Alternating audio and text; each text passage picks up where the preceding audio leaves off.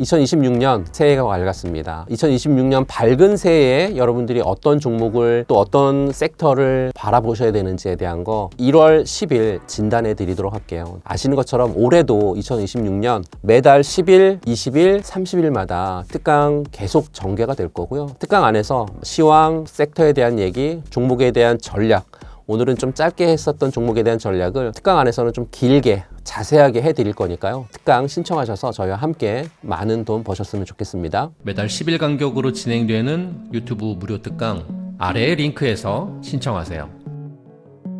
2차전지 관련주들이 큰 반등 이후 쉬어가고 있는데요. 2차전지 주가는 상승을 이어가 줄까요? 2026년에는 어떤 모습을 보여줄 것으로 보시나요? 2차전지 종목들이 이제 좀 가나 싶더니 또 멈칫하고 있습니다. 그래서 걱정 반 또는 기대 반으로 지켜보신 분들 굉장히 많잖아요. 12월 들어서 2차전지가 강한 반등 이후에 좀 쉬어가고 있는데 왜 쉬어가고 있는 걸까요? 좀 얘기를 해드리면 최근에 사실 2차전지의 상승은 지난 2년 동안 우리를 괴롭혔던 게 리튬 가격 하락, 또 전기차 일시적 수요 정체 이런 부분들이었는데 그 긴 터널을 빠져나오면서 생긴 밸류에이션의 어떤 정상화 과정이다라고 말씀을 좀 드리고 싶습니다. 그리고 10월 달, 11월 달 저점에서 잡았던 단기 자금들이 지금 12월 23일이거든요. 연말을 앞두고 수익을 확정 지으려고 하는 그런 움직임도 좀 보이고 있고, 그리고 2025년 하반기 실적이 개선됐긴 했지만 주가가 이를 먼저 반영해가지고 가파르게 좀 올라왔잖아요. 매물 소화 과정이 반드시 필요한데 그래야 2026년 더 높이 점프할 수 있으니까 이런 것들 때문에 지금 좀 쉬어가는 거 아닐까라고 판단하고 있고요. 2026년 그러면 어떻게 2차전지를 다시 불타게 하는지 그걸 좀 말씀을 좀 드려볼게요. 사실 2026년은 단순히 전기차가 많이 팔린다라고 하는 수준을 넘어서 산업의 대전환기가 될 거다라고 말씀을 먼저 드리는데요. 가장 중요한 건 AI가 쏘아올린 ESS 슈퍼사이클이 시작됐다는 거죠. 2026년은 AI 데이터 센터용 ESS 수요가 폭발하는 그러한 해다라고 말씀드리고요. AI 서버는 엄청난 전력을 쓰거든요. 이를 뒷받침할 대용량 배터리 없이는 사실 AI도 없습니다. 그래서 삼성 SDI나 LG 에너지 솔루션이 이 ESS 시장을 2026년에 본격적으로 장악하기 시작할 걸로 판단하고 있기 때문에요. ESS 시장 2026년에 좀 집중적으로 보셨으면 좋겠고요. 그리고 2026년은 4680이라든지 LFP 배터리의 양산의 원년이거든요. 2025년까지 이쪽이 준비 중이었다라고 하면 이제 2026년은 테슬라 쪽의 4680 원통형 배터리, 또 K배터리의 LFP가 대량 양산되면서 실적으로 찍히는 그런 해기 때문에 2025년이 기대감이었다라고 하면 2026년은 이제 확신으로 바뀌는 그런 지점이다라는 말씀드리고요. 그리고 금리 인하라든지 또는 전기차 수요 쪽에서도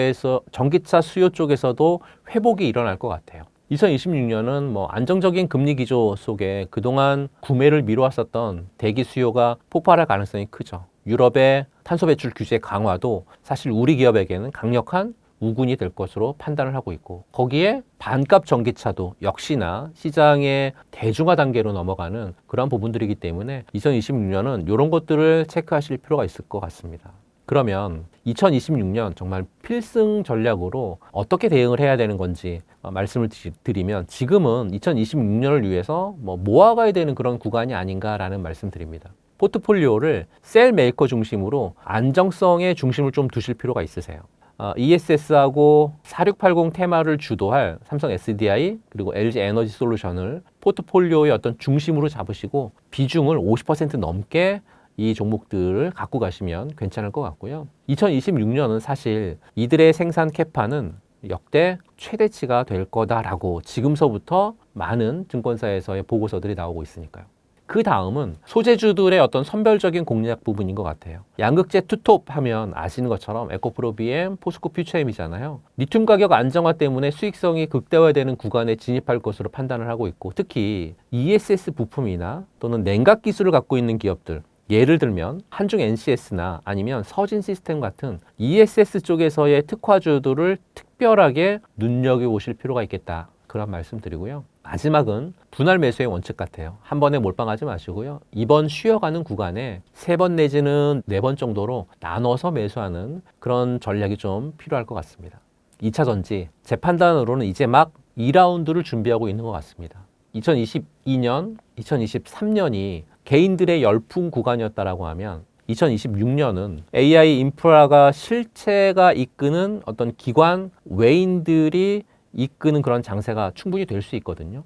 엉덩이가 무거운 자가 결국 이 큰 수익을 가져가겠죠. 주식은 심리가 9할이거든요. 남들이 쉴 때 산업의 본질을 미리 보고 미리 자리 선점하는 분들이 2026년에 큰 수익을 볼 수 있다. 이런 말씀 드립니다. 리튬 가격이 50%나 상승하면서 2차전지 주가에 대한 기대가 커지는 시점인데요. 리튬 가격이 2차전지 주가에 어떤 영향을 주나요? 리튬 가격 계속 오를 수 있을 것으로 보시나요? 최근 2차전지 중에서 가장 뜨거운 화두는 단연 리튬 가격의 화려한 귀환이잖아요. 리튬 가격이 바닥 대비해서 지금 50% 급등했어요. 2차전지 보유하신 주주분들 가슴 다시 뛰기 시작했잖아요. 많은 분들이 뭐 원재료 가격이 오르면 기업의 손해 아니야? 이렇게 물으시는데요. 하지만 2차전지 소재는 특히 이제 양극재 기업들에게는 리튬 가격 상승은 엄청난 호재입니다. 이유는 딱 두 가지가 있어요. 첫 번째는 판가 연동제의 마법이에요. 그러니까 국내 양극재나 셀 기업들은 리튬 같은 핵심 광물 가격 변동을 제품의 판매 가격에 그대로 반영하는 계약을 맺거든요. 그러니까 리튬 가격이 오르면 판매 가격도 자동으로 올라갑니다. 그러니까 원재료가 싸서 매출액이 쫄아들던 시기를 지나서 이제는 똑같은 양을 팔아도 매출 규모 자체가 커지는 구간에 진입했다, 이렇게 보시면 될 것 같고요. 두 번째, 수익성의 핵심은 레깅 효과죠. 이게 진짜 중요한 겁니다. 기업들이 보통 한 4개월에서 5개월 정도의 원재료를 미리 사두거든요. 지금처럼 리튬 가격이 급격히 오르면 기업들은 과거에 싸게 사둔 리튬을 꺼내서 현재 비싼 판가로 제품을 만들어서 팔잖아요. 저가 매입 플러스 고가 판매는 결국 마진이 폭발할 거니까요. 이걸 레깅 효과라고 부르는데요. 지난 2년 동안 이게 반대였어요. 반대였기 때문에 역 레깅 효과 때문에 기업들이 죽어났었던 거거든요. 근데 이제는 레깅 효과가 오기 때문에 반대로 축제가 시작이 된 거죠. 리튬 가격은 과거와 같은 폭등은 없겠지만 우상향의 완만한 회복세는 확실하다라고 하는 게 업계하고 증권가의 지금 지배적인 시각인데 이유는 몇 가지가 있습니다. 먼저 첫 번째로 전기차 산업의 성장세가 여전히 견조하다라고 하는 점이 큰 밑바탕인 것 같아요. 미국의 IRA 같은 정책 덕분에 전기차하고 배터리 산업에 대한 투자가 늘고 있고 중국 역시 친환경 보급을 위해 가지고 정책 지원 계속해서 강화하고 있으니까요. 특히 AI 때문에 ESS 열풍 주목하고 있는데 최근 리튬 가격을 견인하고 있는 건 전기차만이 아니죠. AI 데이터 센터가 폭증하면서 이를 뒷받침할 ESS 수요가 말 그대로, 이런 표현 써도 될지 모르겠지만 미쳤습니다. ESS용 배터리는 리튬이 엄청나게 많이 들어가거든요. 두 번째는 공급의 병목 현상 같아요. 지난 2, 3년 동안 가격이 폭락하면서 많은 리튬 광산이 폐광하거나 투자를 멈췄거든요. 수요는 늘어나는데 공급이 따라오지 못하는 쇼티지 우려가 2026년에는 본격화될 것으로 판단하고 있습니다. 업계에서는 2026년에 리튬 수요가 2025년인 올해보다 적게는 30%, 많게는 40%에서 50% 정도 더 늘어날 거다라고 이렇게 보고 있습니다. 또 하나의 중요한 건 공급망 문제인 것 같아요. 리튬은 채굴부터 정제까지 시간 굉장히 많이 걸리는 자원인 건데요. 갑자기 수요가 폭증하면 공급이 따라오지 못해서 가격이 오르는 현상 반복되거든요. 최근에 남미라든지 호주의 채굴 업체들이 생산량을 늘리고 있지만 아직까지 수요를 완전히 따라잡기는 어렵다고 하는 분석 굉장히 많습니다. 최근 증권사 보고서에도 리튬 가격은 2026년까지 현재보다 더 오를 가능성이 많다라고 하는 의견들 많이 나오고 있고요. 물론 V자 반등보다는 완만한 우상향의 무게가 실리고 있습니다. 지난 2년, 3년 동안 공급은 줄었는데 2026년 신차 라인업을 앞둔 그 완성차 업체들의 선취매 수요도 지금 점차 조금씩 붙기 시작했으니까요. 또한 글로벌 금리 인하 기조가 정착되면서 주춤했었던 전기차의 일시적 수요 정체 구간을 통과하고 있다라고 하는 데이터들도 나오고 있거든요. 물론 이제 주의할 점도 있습니다. 과거처럼 폭등하기는 어렵다는 거죠. 리튬 추출 기술이 발전했고 또 대체재 연구도 활발하니까요. 리튬 가격 50% 상승은 이제 2차전지 섹터의 겨울이 끝났다라고 하는 신호탄이고요. 레깅 효과로 실적이 찍히기 시작하면 주가는 아마 이미 저 멀리 가 있지 않을까 싶고요. 숫자가 찍히기 전에 바로 지금처럼 기대감이 올랐을 때가 가장 수익률이 좋은 구간인 점 잊지 않으셨으면 좋겠습니다. AI 시대가 다가오면서 전력 수요도 늘어나고 있는 시점이라 합니다. AI 시대의 2차전지 산업의 전망은 어떻게 보시나요? 챗 GPT 같은 생성형 AI로부터 자율주행, 로봇, AI는 우리 삶의 모든 영역에 지금 스며들고 있거든요. 그런데 이 AI의 엄청난 성능 뒤에는 엄청난 양의 전력이 소모된다라고 하는 사실이죠.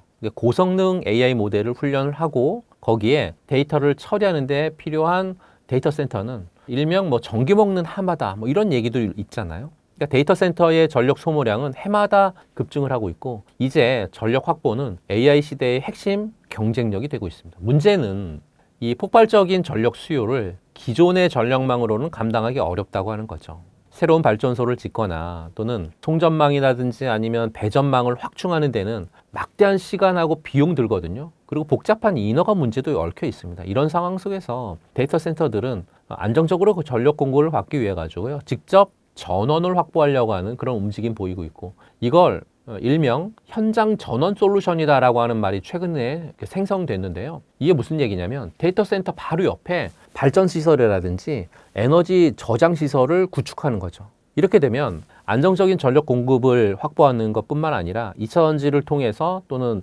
에너지 시설을 통해서 이쪽에서의 에너지 저장 시설이나 또는 발전 시설은 기하급수적으로 늘을 수밖에 없다라고 하는 굉장히 중요한 그런 메시지를 남겨주고 있죠. 그렇다라고 하면 AI 시대가 2차 전지 산업에 구체적으로 어떤 새로운 성장 기회를 가져올지 포인트 몇 가지를 말씀드리면 첫 번째는 ESS 시장의 폭발적인 성장 또 2차 전지의 수요인 부분인 것 같아요. AI 데이터 센터는 24시간 365일 안정적인 전력 공급 필수거든요. 잠시라도 전기 공급이 끊기게 되면 막대한 경제적 손실은 물론 사회 전체에 큰 혼란 초래할 수 있거든요. 그래서 데이터 센터들은 안정적인 전력 공급을 위해 가지고요. ESS를 적극적으로 도입하게 될 거다. 이렇게 좀 판단을 하고 있습니다. 특히 태양광이나 풍력 같은 재생에너지 발전을 연계할 경우에 날씨에 따라서 전력 생산이 불규칙한다라고 하는 게 굉장히 큰 문제거든요. 근데 ESS가 보완해 주면서 안정적인 전력 공급을 가능하게 한다라고 하면 달라질 수밖에 없겠죠. AI 시대는 기존의 전력망을 보완하는 그리드 ESS는 물론 데이터 센터 바로 옆에 설치되는 데이터 센터 전용 ESS 시장 크게 성장할 거고요. 이렇게 되면 2차 전지 쪽에서의 수요를 더욱 가파르게 끌어올리는 강력한 동력이 될 거다라고 판단하고 있습니다. 두 번째는 전력 인프라 산업 전반의 슈퍼사이클을 통한 동반 성장인 것 같아요.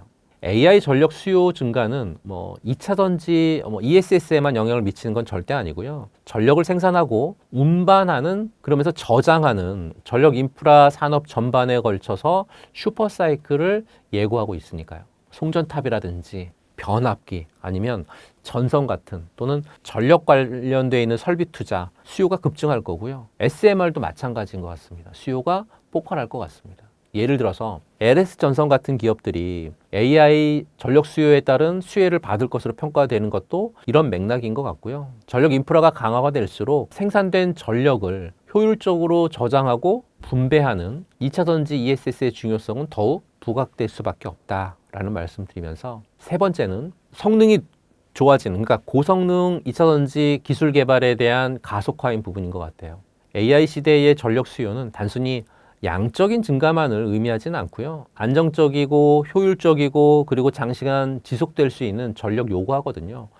이렇게 되면 2차 전지 기술 발전의 촉매가 충분히 될 수 있을 것 같고 현재 전기차 배터리 시장은 주로 LFP라든지 삼원계 배터리가 주도하고 있지만 ESS 시장에서는 LFP 배터리 비중 굉장히 크거든요. 더 높은 에너지 밀도 또는 더 빠른 충전과 방전 속도 또는 더 긴 수명을 가진 차세대 배터리 기술에 대한 연구 개발 투자가 더욱 활발해지겠죠.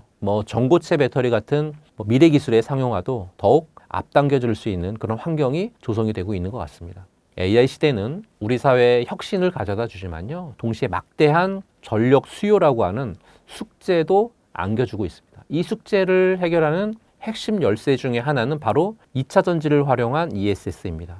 폭증하는 AI 데이터 센터의 전력 수요 그리고 기존 전력망의 한계를 보완하기 위한 ESS의 역할 기하급수적으로 커질 거고요. 이는 2차 전지 산업의 전기차 시장 못지않은 혹은 그 이상의 강력한 성장 동력을 제공할 수 있다. 전 이렇게 판단하고 있습니다. ESS 붐에 LG 에너지 솔루션도 ESS 사업에 박차를 가하고 있지만 포드와의 9.6조 계약 해지로 급락을 이어갔는데요. LG 에너지 솔루션의 전망은 어떻게 보시나요? 최근에 포드하고의 계약, 포드는 왜 계약을 파기했는지를 좀 보시게 되면 F150 라이트닝 픽업 트럭 같은 대형 전기차 모델 생산을 중단을 하고 트럭이라든지 밴 그리고 저가형 전기차 그리고 ESS 같은 사업으로 좀 확대하고 싶은 게 포드의 전략인 것 같아요. 그러니까 한마디로 지금은 수익성 좋은 하이브리드하고 내연기관으로의 어떤 회귀된 그런 부분들이 있는 것 같은데요. 이건 LG 에너지 솔루션의 기술력이 나빠서가 아니라 거시적인 업황의 일시적인 정체 때문이다 이렇게 보시는 게 좋을 것 같습니다. 중요한 건 이 계약 해지로 인해 가지고 빈 공간이 생긴 거잖아요. 공장에. 근데 이 비어버린 생산 능력을 LG 에너지 솔루션이 어떻게 재배치하느냐가 가장 중요한 것 같습니다. 지금 세상은 전기차 시대에서 AI 전력망 시대로 조금 더 집중을 하고 있는 것 같아요. LG 에너지 솔루션이 포드랑 헤어진 그 공장 부지하고 설비들은 바로 아마 ESS로 빠르게 전환이 되지 않을까 판단하고 있고요. 그러니까 최근에 나온 증권사 보고서들을 보게 되면 LG 에너지 솔루션의 ESS 매출 비중이 올해는 10%대였거든요. 근데 2026년이 되면 25%에서 30%까지 급증할 걸로 보고 있습니다. 왜냐하면 구글이라든지 마이크로소프트 같은 빅텍 기업들이요. AI 데이터 센터 짓느라 전기가 없어서 난리니까요. LG 에너지 솔루션은 이미 애리조나 공장을 ESS 전용 LFP 라인으로 돌려서 생산하고 있잖아요. 이번 포드 계약 해지 물량도 북미 지역의 폭발적인 ESS 수요로 돌릴 가능성이 굉장히 높고 전기차용 배터리보다는 ESS가 수익성 면에서도 훨씬 짭짤하니까요. 여기서 재밌는 게 포드 계약 직후에도 사실 증권사들의 목표 가격을 보게 되면 하향했던 게 아니라 목표 가격을 상향합니다. 지난 12월 중순에 국내의 22명의 애널리스트가 LG 에너지 솔루션에 대한 의견을 매도가 아니라 매수 의견을 제시합니다. 그러면서 평균 목표 주가도 얼마를 제시하냐면 51만 원을 제시하죠. 왜 이런 반응이 나왔는지가 중요하잖아요. 향후 ESS 사업 모멘텀이 본격화되면서 ESS 부분 영업이익이 2025년에는 약 1,100억 정도였는데 2028년이 되면 2조 9천억 원까지 폭증할 거다라고 추정했기 때문입니다. 특히 내년 2026년 영업이익이 자동차 전지에 대한 어떤 감익에도 불구하고 ESS의 호실적 또 원통형 쪽에서의 회복으로 인해 가지고 2조 8천억 원으로 올해보다 110% 증가할 걸로 현재 보고 있으니까요. 포드하고의 9조 6천의 계약 해지는 분명 큰 악재는 맞습니다. 하지만 LG 에너지 솔루션은 이미 ESS라고 하는 새로운 성장 동력을 확보했고요. 내년 2026년 북미 전력망 ESS 시장이 올해 대비해서 50%가량 성장할 것으로 판단된다라고 하는 게 회사의 입장이거든요. 미국 ESS 전력망 시장이 2026년 수요 성장 같은 경우에 2025년 대비해서 약간 60% 고성장이 예상이 되고 있으니까 기존의 세제 혜택들이 유지되고 또 현지 생산 역량을 보유한 비중국 업체에 대한 선호도가 커지면 커졌지 줄어들지는 않을 그런 구간에 있다라고 판단하고 있습니다. 그래서 전기차 시장의 봄은 아직 오진 않았죠. 하지만 ESS 시장의 봄은 확실히 오고 있습니다. 아니, 확실하게 왔습니다. 위기를 기회로 바꿀 수 있느냐가 LG 에너지 솔루션의 진짜 저력을 보여줄 시험대가 될 건데요. 투자는 항상 본인 판단이 중요하죠. 그러니까 단기 변동성을 견딜 수 있고 또 2년이나 또는 3년 정도의 중장기 관점으로 바라볼 수 있다라고 하면 어떻게 보면 LG 에너지 솔루션 지금이 매력적인 구간 아닌가라는 말씀 드립니다. 에코프로와 에코프로 BM은 올해 흑자를 기록할 것으로 보이는데요. 에코프로 그룹주들의 전망은 어떻게 보시나요? 최근 에코프로하고 에코프로 BM이 실적 턴어라운드에 성공했다 이런 소식 많이 들어보셨잖아요. 그러면서 이제 개인 투자자분들의 마음이 좀 다시 설레고 계실 건데 첫 번째 확인해야 될 게 있어요. 어떤 거냐면 2025년 흑자 전환으로 바닥은 완전히 확인했다 이건데요. 주가는 숫자에 앞서서 심리가 움직이지만 결국 마지막엔 실적으로 회귀하잖아요. 2024년까지 리튬 가격 폭락으로 재고자산 평가 손실이 어마어마했는데, 그런데 올해 에코프로하고 에코프로 BM이 흑자를 냈다라고 하는 건 이미 이제는 원자재 리스크라고 하는 긴 터널을 빠져나왔다라고 하는 강력한 신호기 때문에 이 원자재 리스크에 대한 부분들을 확인하실 필요가 있습니다. 가장 최근 증권사 보고서를 보게 되면 리튬 가격이 저점을 찍고 안정화되면서 스프레드가 좀 다시 벌어지기 시작했거든요. 특히 이제 에코프로 BM은 하이니켈 양극재 분야에서 여전히 세계 압도적인 1위의 기술력을 증명하고 있습니다. 둘째로 여러분들이나 제가 주목해야 될 가장 큰 부분은 뭐냐면 진짜 뉴스 세 가지예요. 단순히 흑자가 났다라고 좋아하는 게 아니라 우리는 그 다음을 좀 봐야 되는데, 지금 시장에 나온 따끈따끈한 정보들을 종합해 보면 몇 가지 핵심적인 포인트가 있습니다. 그 핵심적인 포인트 첫 번째는 우선은 LFP 양극재의 본격적인 양산이에요. 그동안 에코프로가요, 3원계만 잘하자 그래서 3원계에 집중했잖아요. 근데 최근 에코프로가 LFP 배터리 양극재 그 양산 라인을 구축을 하면서 고객사 다변화에 성공했다라고 하는 뉴스가 떴으니까 이제 저가형 전기차 시장까지 먹겠다, 이런 얘기거든요. 그 다음은 북미 가치 사슬의 어떤 완성과 리튬 가격의 안정화 부분도 보실 필요가 있어요. 그러니까 IRA 가이던스가 어느 정도 확정되면서 에코프로가 북미 현지 생산의 어떤 물량에 대한 보조금 혜택, 내년부터 이제 본격적으로 숫자로 찍힐 거거든요. 그리고 리튬 가격이 바닥을 치고 안정화되면서 오히려 저가에 매입한 원재료 제품을 만들어서 파는 재고평가 이익 환입이 발생을 하고 있습니다. 이제는 물건을 팔면 팔수록 돈이 많이 남는 그런 구조로 돌아왔다라고 하는 뜻이죠. 세 번째로 볼 거는 클로즈 루프 시스템 마법인 것 같아요. 이게 에코프로의 진정한 무기거든요. 폐배터리 재활용부터 전구체 그리고 양극재까지 한 곳에서 다 하는 이 시스템 덕분에 원가 경쟁력이 타사 대비해서 한 20%에서 25% 정도 앞서 있죠. 그리고 미래 전망도 굉장히 밝아요. 2026년 1분기부터 헝가리 신공장이 본격 가동이 될 거고, 이건 단순한 이제 공장 증설이 아니라 유럽의 CRM에 대응하면서 고급차, BMW 같은 현지 완성차 업체로 직접 공급을 늘릴 수 있는 현지화 전략의 완성이죠. 이제 중국 업체들하고 정면 대결할 기초 체력을 다 갖췄다, 이렇게 보실 필요가 있습니다. 자, 그럼 내년은 어떨까요? 2026년은 성장의 가속도가 붙는 해가 될 거다, 이렇게 먼저 말씀을 드립니다. 물론 과거처럼 매일 급등하는 그런 광풍을 기대하기보다는 조금씩 우상향하는 실적주로 면모를 보일 가능성이 좀 크다, 이런 말씀을 드립니다. 이제 전기차의 일시적인 수요 정체는 끝났고 글로벌 완성차 업체들이 2026년형 신모델을 쏟아낼 준비를 마쳤고, 그 신모델 중에 거의 80% 이상이 중저가 차량이거든요. 그 심장부에 에코프로의 양극재가 들어가니까요. 하지만 조심할 점도 있습니다. 금리 향방과 대외 정치적인 변수는 늘 체크하실 필요가 있고요. 하지만 배터리 강국 코리아의 어떤 핵심 기둥인 에코프로의 펀더멘탈은 그 어느 때보다 단단해졌다라고 저는, 주식은 인내의 열매를 먹는 게임입니다. 올해 흑자 전환은 에코프로 그룹주 다시 한번 도약하기 위한 발판을 마련했다라고 보고 있고요. 떨어질 때 공포의 사고, 모두가 환호할 때 냉정을 되찾으라고 하는 경험처럼 지금은 흑자 전환이라고 하는 확실한 근거가 생겼으니까요. 단기 변동성에 일희일비하기보다는 기업의 성장 지표를 믿으시고 긴 호흡으로 가야 될 때라고 말씀드립니다. 2차전지 대표적인 회사인 포스코 홀딩스와 포스코 퓨처엠 또한 견조한 주가 흐름을 보이고 있는데요. 이 두 가지 주식 전망은 어떻게 보시나요? 포스코홀딩스는 이제 철강 회사가 아니라 어떻게 보면 리튬 제국인 것 같아요. 포스코홀딩스의 진가는 원료 내재화에서 나오고 있는데요. 최근에 이제 뉴스를 좀 보게 되면 아르헨티나 쪽에서의 염호리튬 1단계 공장이 이제 안정화 단계에 접어들었고 2단계 공장도 가동을 좀 앞두고 있거든요. 여기서 나오는 리튬 원가가 킬로그램당 약 한 4에서 5달러 정도라고 하니까 현재 리튬 가격이 톤당 1만 달러를 넘나드는 걸 감안하게 되면 이건 그냥 돈을 찍어내는 기계를 돌리는 거다, 이렇게 보시면 될 것 같습니다.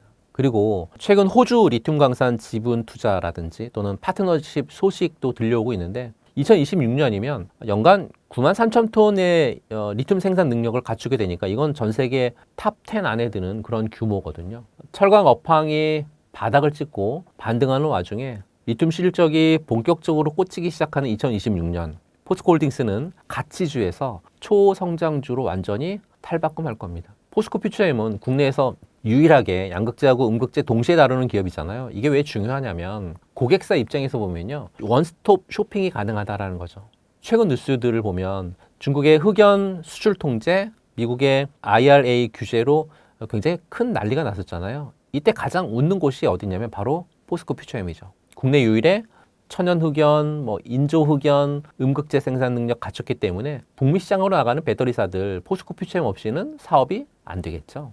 또 최근에 광양에 NCA 양극재 전용 공장 착공하면서 삼성 SDI, LG 에너지 솔루션 같은 대형 고객사하고의 어떤 밀월 관계 더 단단해졌다고 이렇게 보고 있고, 그리고 최근 이사회에서 포항 영일 만에 LFP 양극재 전용 공장 신설하는 안건 승인했거든요. 그래서 2026년에 착공하고 2027년 하반기에 양산 목표인데, 이 공장에서 생산하는 LFP 양극재는 모두 100% ESS로 공급하기로 예약이 되어 있습니다. 중국의 2차 전지 소재사인 CNG라고 손잡고 설립한 그 CMP 신소재 테크놀로지 추가 투자하는 방식을 통해 가지고요, 해당 공장이 건설이 진행될 거고, 이번 투자를 시작으로 해서 최대 5만 톤까지 생산량 확대할 그런 계획이다라고 밝혔죠. 포스코 퓨처엠이 2025년 3분기 실적이 컨센서스를 상회했어요. 어닝 서프라이즈 기록했거든요. 2026년에는 공급 물량이 올해보다 30% 이상 늘어날 거라고 하는 증권사 보고서들이 계속 쏟아지고 있기 때문에 2026년에 포스코 퓨처엠의 실적은 계속해서 폭등할 겁니다.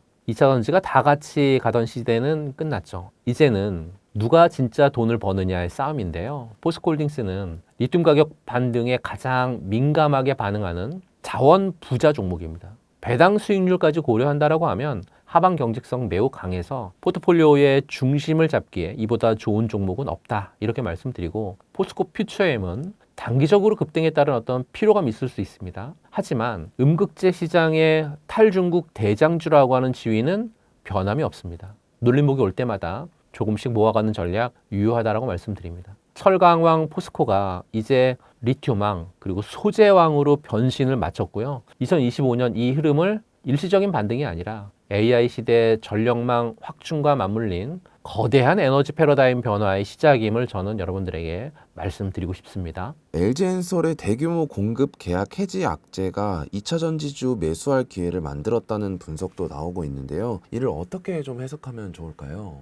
일단은 금액은 크죠. 2조 원이 넘는 금액이 이제 불과 한 달도 안 된 것 같은데, 요 시기에 지금 어쨌든 캔슬이 됐어요. 이걸 통해서 우리가 알 수 있는 건 첫 번째, MOU 체결은 의미가 없구나. 사실 MOU 체결이라는 그런 소식이 뜸과 동시에 오히려 관련주들도 움직이고 해당 기업도 움직이는 경우가 많아요. 근데 MOU는 정말 양의 각서이지 그거 가지고 사실 계약서까지 썼는데도 이렇게 되는 경우가 되게 많잖아요. 그러니까 오히려 저는 이런 걸 통해서 여러분들이 꼭 그런 사실들은 좀 공부하시고 배우실 필요가 있을 것 같다는 생각 첫 번째 가지고 있고요. 두 번째로, 일단은 어쨌든 지금 2차 전지 업종들이 역시나 비슷비슷한 것 같아요. 물론 종목별로 흐름이 좀 달리 나오는 경우도 있긴 있지만, 대장급에 있는 기업이 하나 밀려버리잖아요. 그러면은 괜히 이런 심리가 나와요.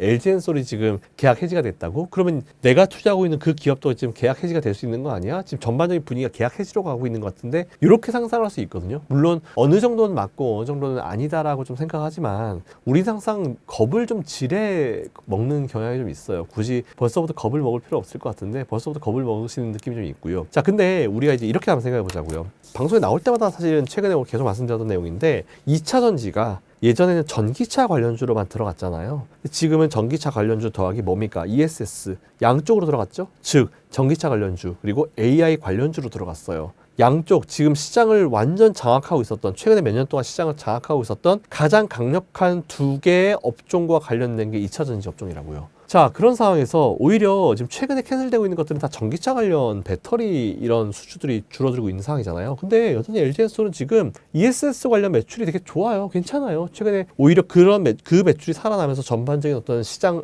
이 이제 수주를 따오면서 그런 것들이 최근에 매출과 어떤 실적을 이끌었다라고 해도 과언이 아니거든요. 게다가 또 테슬라나 이런 큼지막한 기업들과의 어떤 사업 내용들도 계속 유지가 되고 있는 상황이고, 그리고 스페이스X가 내년에 상장하잖아요. 스페이스X 관련주로 들어가는 거 아시죠? 제가 자주도 말씀드렸지만, 제가 전기차 캐즘 한참 심할 때, 진짜 올해 작년 이럴 때 생각해 보시라고, 그게 진짜 위험했으면 일론 머스크가 스페이스X에다가 보조 배터리를 하려고 LG엔솔한테 보조 배터리를 요청했겠냐고. 위험하면은 볼트 너트 조이기 하나 잘못되면 위험하면 터져버리는 게 위성인데 인공위성이고 로켓인데 그러면 진짜 위험하면은 2차전지 LG엔솔이라는 기업한테 우리 보조 배터리를 쓰게 배터리 좀 줘라고 테슬라가 했겠냐고 일론 머스크가 바보냐고 이런 얘기를 제가 계속 들어왔었거든요. 자 그것처럼 결국은 이제 스페이스X가 올라갈 때 거기에 또 수주를 따낼 수 있는 게 LG엔솔이라고 보시면 되기 때문에 저는 지금 오히려 이렇게 눌림을 이용해서 내년 이후에 스페이스X 상장 얼마나 큰 기대감을 가지고 있습니까? 관련주 엮이는 거 가능하다 충분히 봐요. 테슬라랑도 같이 사업을 하고 있기 때문에. 그래서 오히려 이런 부분을 봤을 때 기존에 있었던 이 전기차 관련으로 이제 나왔었던 그런 수주 이상의 수주가 또 나올 수 있기 때문에 이런 것들은 너무 크게 걱정하실 필요가 없을 것 같다라는 말씀드리겠습니다. LG엔솔의 계약 해지는 2027년 이후 전기차 배터리 분야의 실적 개선에 좀 더딜 수 있다는 점에서 분명한 악재다라고도 하는데요. 그렇다면 좀 언제쯤 반등하는 시점이 올 수 있을까요? 반등한 시점이요?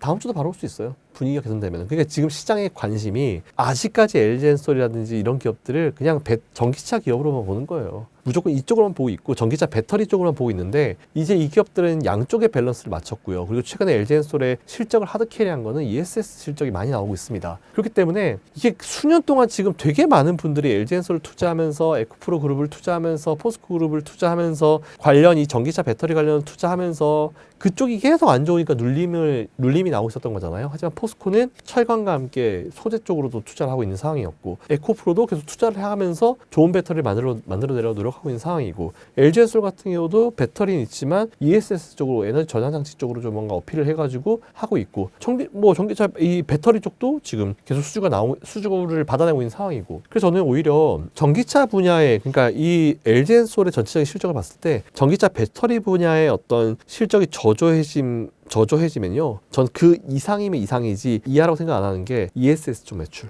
AI 관련 매출이 오히려 이 줄어든 거를 커버하고도 남을 것이다 라고 보고 있기 때문에 물론 얘가 계속 올라가면 얘도 같이 올라가면 좋죠. 근데 그건 욕심이고요. 얘가 줄어든 거 이상으로 얘가 사실 올라갈 거라고 보고 있기 때문에 LG엔솔에 대한 투자 매력도는 그대로 유지하시는 게 맞다라고 생각하고 있습니다.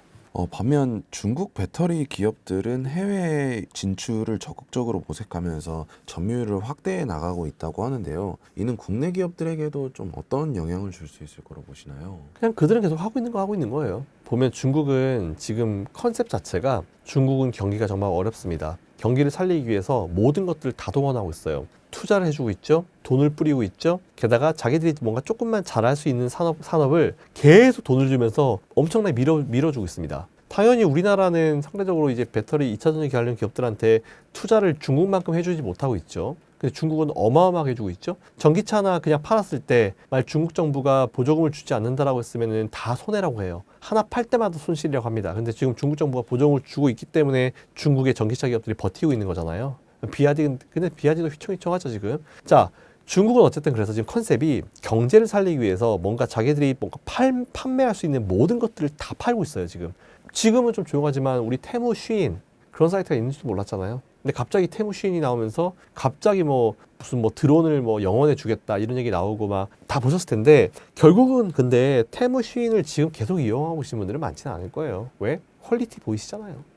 그냥 1회 사용 비용이죠. 1회 사용 비용. 1회 사용 비용도 못할 정도로 그런 상황이어가지고 저는 오히려 지금 전반적인 어떤 부분은 그런 것 같아요. 그 돈을 주고, 그러니까 좀 극단적인 표현을 쓰면 그 돈을 주고 한 번 쓰고 버릴 거냐 아니면 조금 더 돈을 주고 좀 더 길게 쓸 거냐 이 차이인 것 같아가지고 중국은 결국 밀어붙이고 있는 게 지금 LFP 배터리 위주로 밀어붙이고 있잖아요. 오래 못 갈 거라 봐요. 그리고 이미 중국 배터리에 대한 어떤 사고들이 굉장히 많았고 그리고 중국 내에서도 엄청나게 사고가 많이 발생하고 있는데 그걸 언론을 다 통제하고 있는 상황이잖아요. 그래서 저는 한계가 있을 거라 봅니다. 유럽에서 많이 쓰고 있다고 하는데 참 겪어보면 그 이후에 마음이 바뀌지 않을까라고 생각하고 있어가지고 결국은 다 우리 쪽으로 돌아올 거라 봐요. 저는. 내년 BMW향 수요 감소로 삼성 SDI의 실적이 불안하다고 하는데요. 삼성 SDI는 좀 어떻게 보고 계실까요? 삼성이 BMW 잘 팔았죠. 근데 BMW가 뭔가 안 된다는 걸 판단하니까 이제 슬슬 이제 뒤로 빠지기 시작하고 있는데 아무래도 뭔가 안정적인 매출이 그래서 좀 빠져나갈 수밖에 없는 그런 상황이 맞는 것 같아요. 일단 지금 배터리 3사라고 볼 수 있는 기업들이 사실 LG엔솔을 제외하고 사실 삼성 SDI도 그렇고 SK 이노베이션이 상장돼 있으니까 SK 오늘 비상장이니까 SK 이노베이션을 봤을 때 확실히 뭔가 지금 장기적으로 보고 투자하기에는 괜찮지만 좀 무리가 좀 있어 보이죠. 그리고 삼성 SDI 같은 경우는 얼마 전까지 전고체를 엄청 밀어붙였잖아요. 그러니까 저는 매년 인터배터리라는 행사를 서울에서 진행해요. 코엑스를. 그러니까 작년과 올해 갔었는데 작년에 삼성 SDI가 전고체 배터리 엄청 세게 홍보했거든요. 근데 올해는 부스를 확 줄였더라고요. 삼성 그 전고체 부스를 좀 큰데 전고체를 줄였더라고요. 저는 얘네들 뭔가 재미를 못 보고 있나라는 생각이 좀 많이 들었었는데 삼성 SDI는 확실히 지금 배터리 3사 중에 좀 처져 있는 기업이 맞긴 맞는 것 같아요. 그래서 지금 투자하고 계신 분들이 또 걱정이 좀 많이 되실 거다라고 생각하고 있는데 일단 추가 수주에 대한 부분도 노려볼 수 있는 부분이 몇 가지 좀 노력을 하고 있는 부분이 좀 있는 상황으로 알고 있거든요. 그래서 일단 좀 시간의 여유를 좀 두고 보시면 좋을 것 같다는 생각을 가지고 있고 삼성 SDI 혹시 관심 가지시거나 뭐 지금 매수 생각이 있으시거나 이 매수 초기에 있으신 분들은요 사이트를 길게 가지십시오. 단기간 내 해결될 기업은 아니니까 좀 사이트를 길게 가지시고 단 투자의 매력도 충분히 있는 기업이니까 중장기 투자하시면은 좀 유리한 어떤 수익률을 거두실 수 있지 않을까라는 생각을 가지고 있습니다. 그렇다. 에코프로의 전망은 좀 어떻게 될 것으로 보시나요? 에코프로요? 에코프로는 뭐 BM부터 해서 실적이 살아나고 있죠. 그래서 올해 4분기 실적이 되게 중요할 것 같아가지고 좀 저도 지켜보고 있는데 확실히 저는 이렇게 생각을 해요. 예전에 뭐 태양광 산업이라는 게 처음 생겼었던 거의 20여 년 전 그때 한창 붐이 불었거든요. 물론 생긴 건 그 전이었겠지만 20여 년 전쯤에 10여 년 전쯤이죠. 우리나라에 그때 당시 한참 이 2010년도 초반 그때 당시에 중국에서 많은 기업들 뭐 중국고섬, 성균관전 투자 이런 중국 기업들이 우리나라에 상장했다 상장 폐지가 되면서 그때 엄청나게 피해자를 많이 양산했었던 게 이 태양광 업종이었었거든요. 2010년도 초반에 그때 기억이 나는데 일단 중요한 포인트는 이거예요. 회사가 관련주, 뭐 어떤 관련주, 뭐 2차전지 관련주든 뭐 태양광 관련주든 아니면 뭐 전기차 관련주든 전기차 배터리 관련주든 관련주라고 하면 최소한 그쪽에서 매출이 50% 이상은 나와줘야 돼요. 그리고 이제 실적이 과연 앞으로 이어질 수 있을지 그리고 내년부터는 모든 업종 마찬가지지만 컨셉은 하나입니다. 성장성.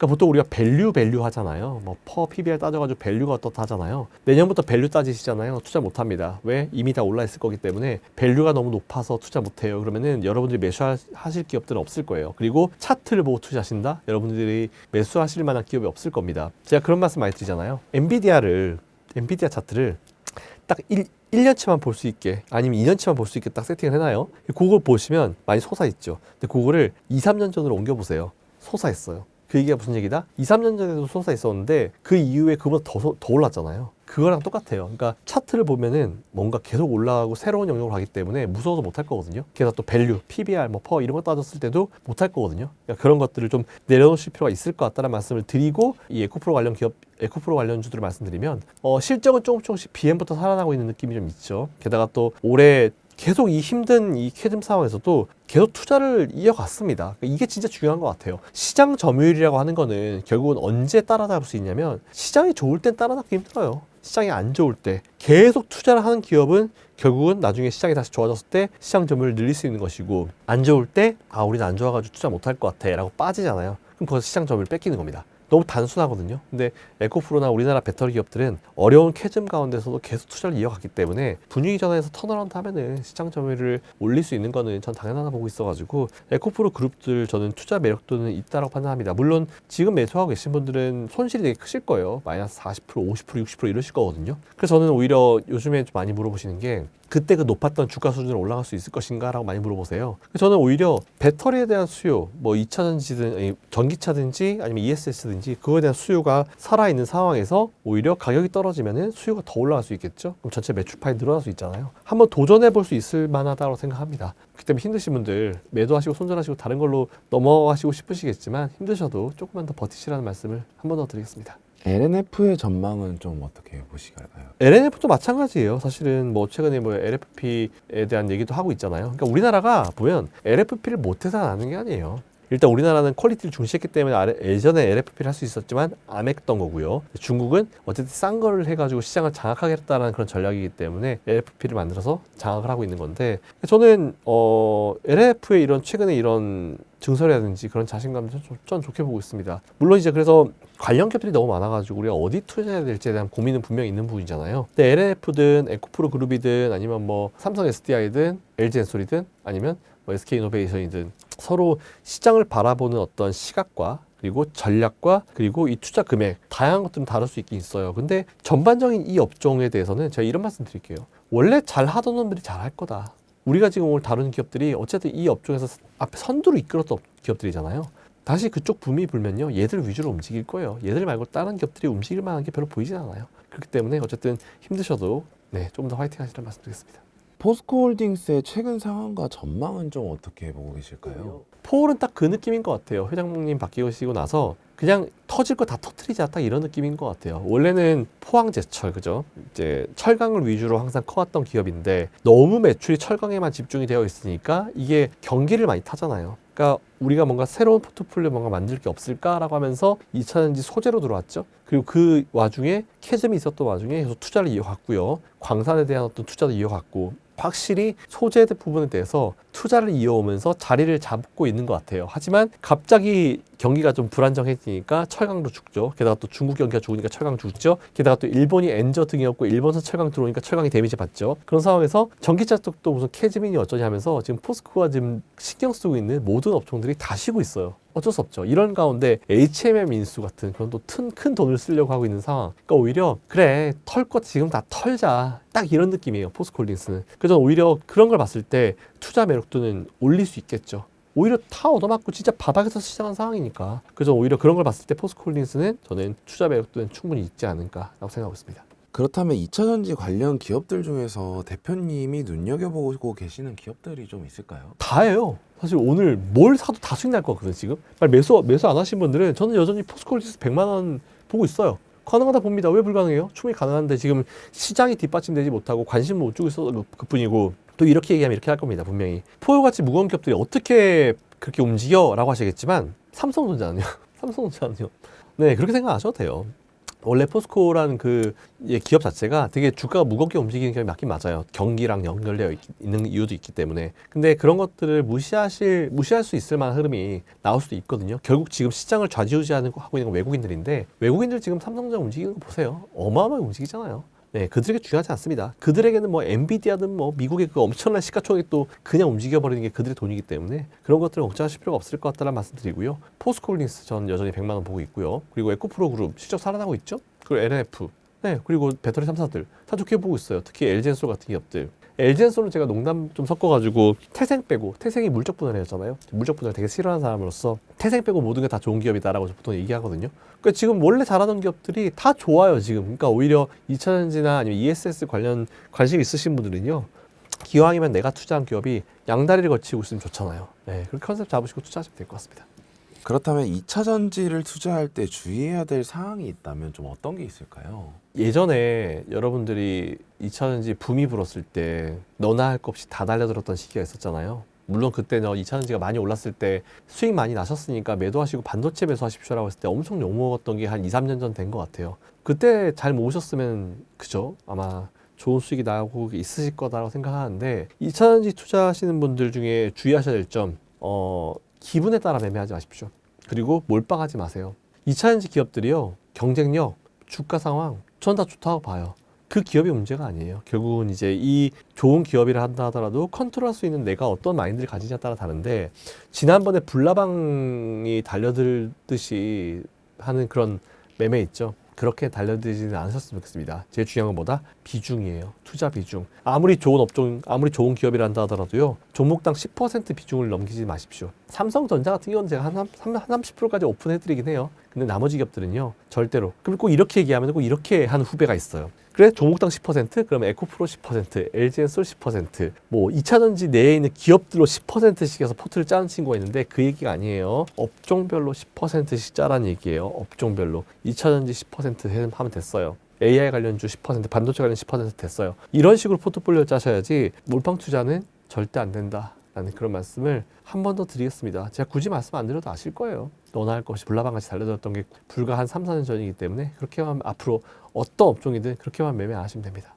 최근 ESS 시장의 폭발적 성장과 4680 배터리 양산의 모멘텀에 따라 2차전지 섹터에 희망이 보이기 시작하는 것 같은데요. 과장님께서는 2차전지 어떻게 전망하고 계신가요? 일단은 지금 탄산리튬 가격이 뭐 어제자로 대략 한 톤당 한 12만 유안까지 올라왔습니다. 이게 올해 초죠. 올해 초가 5만 유안까지 빠졌습니다. 거의 한 이미 2배 이상 주가가 그게 탄산리튬 가격이 올라왔죠. 그거는 결국에는 워낙 이제 BYD나 이런 CATL이 가격을 다운시키기 위해서 굉장히 공급을 굉장히 많이 하게 되면서 또 빠져왔었고, 최근에 중국이 정부에서 조금 개입을 한 것 같습니다. BYD도 마찬가지였고, 특히 그러면서 이제 CATL이 강산이 채굴을 본격화했음에도 불구하고 이제 올라가고 있다는 거는 특히 양극재 회사들 뭐 NNF나 에코프로 BM이나 포스코 퓨처엠 같은 회사들은 이 레깅 효과가 한 2개월 뒤에 실적에 반영이 됩니다. 만약에 10월에 8만 위안이었으면은 그게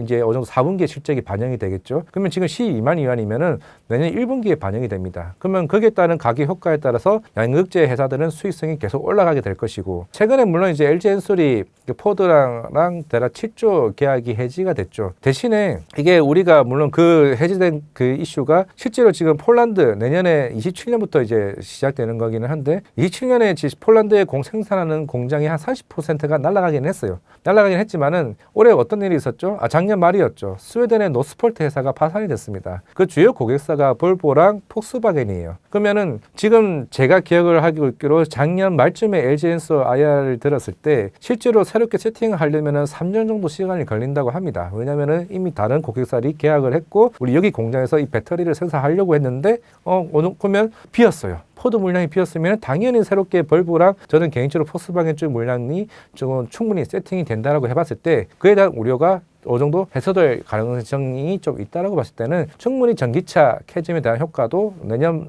초 중반쯤이면 충분히 해결될 여지가 크다라고 보이고 있고, 말씀대로 이제 ESS 크죠. 최근에 사실 주가의 견인은 ESS라 보고 있습니다. 하지만 지금 매출 비중은 사실 크지는 않아요. LG 엔솔이 실제로 ESS 매출 비중이 전체 매출에서 한 17%밖에 되지는 않습니다. 그런데 내년은 달라요. 내년에는 거의 30%까지 비중이 더 확대될 겁니다. 결국엔 우리가 알고 있는 AI 쪽, 그 인프라 기반에서 데이터 저장 장치에 대한 수요가 굉장히 빠르게 올라오고 있죠. 결국 그게 지금 2차 전지의 상승 견인했던 이슈라고 좀 생각을 하고 있습니다. 그게 결국에는 아까 중국 공급 조절 이슈도 있긴 했지만은 여러 양극재, 특히 LFP 그런 ESS 쪽의 수요가 생각보다 빠르게 치고 올라오고 있다라는 거죠. 그런 측면에서 수익성이 올라가고 있고, 당연히 배터리 업체들, 지금 미국에 있는 여러 가지 CATL이 결국 테슬라도 마찬가지긴 하겠지만은 철회를 했죠. 그에 대한 그 있는 빈 공간들을 여러 배터리 업체들이 수익성을 가져간다는 겁니다. 그런 측면에서 사실 저는 제가 봤을 때는 우리가 2차 전지를 워낙 2년 동안 수익성이 부진해왔고, 당연히 가동률이 떨어지게 되면 당연히 수익성이 떨어지죠. 고정비 부담이 커지게 되고,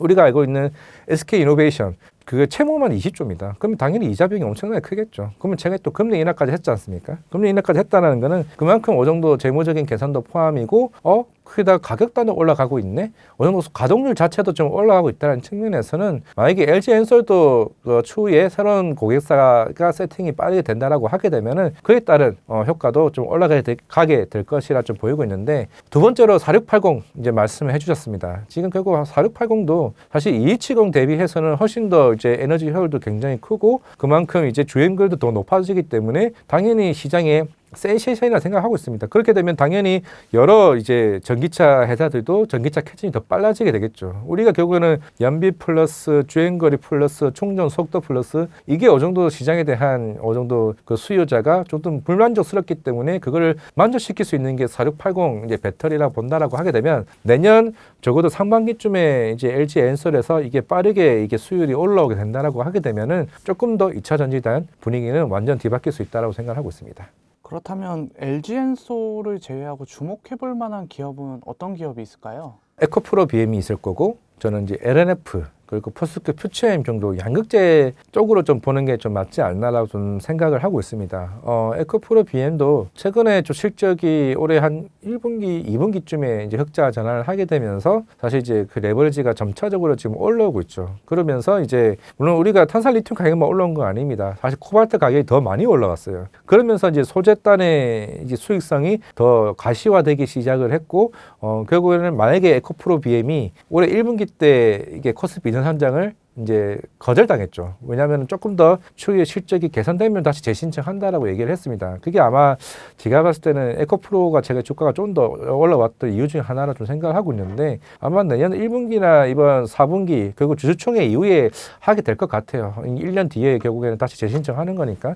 그러면 에코프로 BM이 최근에 유류팡 특히 헝가리 공장 쪽에서 빠른 가동률이 좀 올라오고 있다는 점 감안을 했을 때 그런 쪽에서 조금 기대감이 조금 있지 않을까라고 좀 생각을 하고 있고 LNF도 최근에 제가 기억을 하고 있고로 2분기가 마이너스 1,500억 적자였죠. 그리고 3분기가 플러스 한 200억 초반대 흑자 영업이익을 냈습니다. 그리고 3분기 때부터 기대를 하고 있던 게 이제 미국 쪽 ESS, LFP, ESC 그 양극재를 지금 만들 수 있는 유일한 회사가 지금 LNF란 말이죠. 그럼 아까 ESS 얘기를 하면서 뭐 SK온, 그리고 삼성 SDI, 이제 LG 엔솔이 북미 쪽에서 빠르게 지금 ESS 가동률을 올리고 시작을 하고 있습니다. 그러면 LNF 쪽에 대한 양극재 수요가 생각보다 실적의 개선세가 좀 올라오게 된다라고 해봤을 때는 저는 이제 LNF, 에코프로, BM 뭐 이 정도로 좀 보면 되지 않을까 생각을 하고 있습니다. 그렇다면 앞서 언급해 주셨던 기업들의 가격적 상방은 어느 정도로 예상하시나요?